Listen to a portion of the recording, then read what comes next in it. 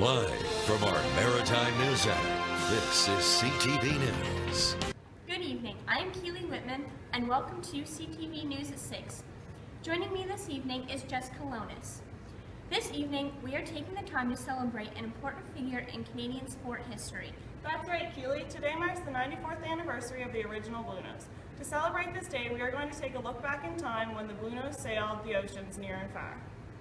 In 1882, Angus Walters was born. He would later become the captain of the Bluenose, and under his command the Bluenose would quickly achieve fame, putting Lunenburg, Nova Scotia on the map as the birthplace of the most famous ship in Canadian history.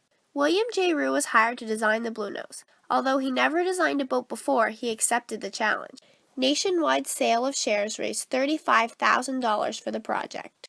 March 26, 1921, the Bluenose was christened by Audrey Marie Smith, Captain Angus Walters' 19-year-old niece, and on that same day the Bluenose was launched from Smith and Roux Land shipyards. In order to qualify for the international fisheries, the Bluenose had to be a real fishing vessel and had to fish at least a full season. In knowing this, without hesitation, the Bluenose left for the Fisherman's Bank, April 15th to September 1921.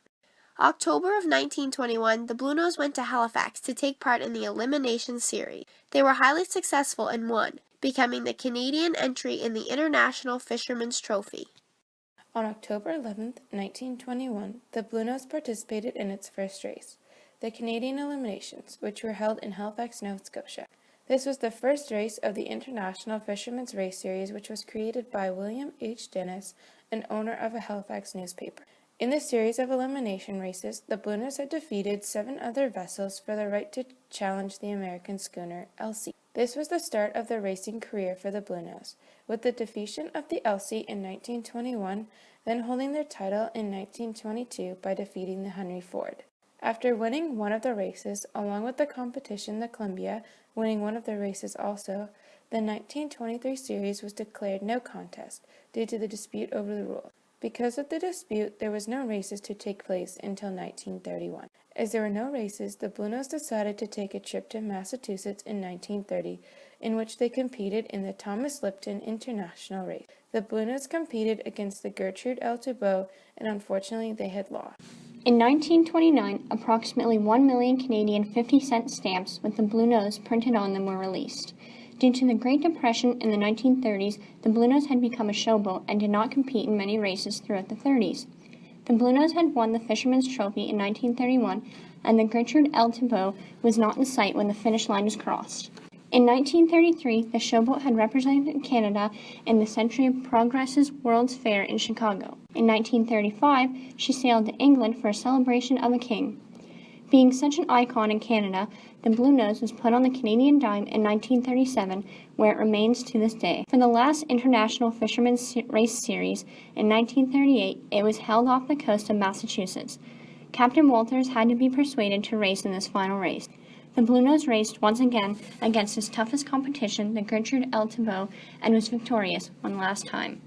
By 1939, the Bluenose was tied back at the dock in Lunenburg, out of work and out of luck. The schooner was about to be auctioned off to the government when Captain Angus Walters said that he would not see the schooner sold, which so faithfully served me, the town of Lunenburg, and the owners for over 18 years. And so we paid $7,000 to save his boat.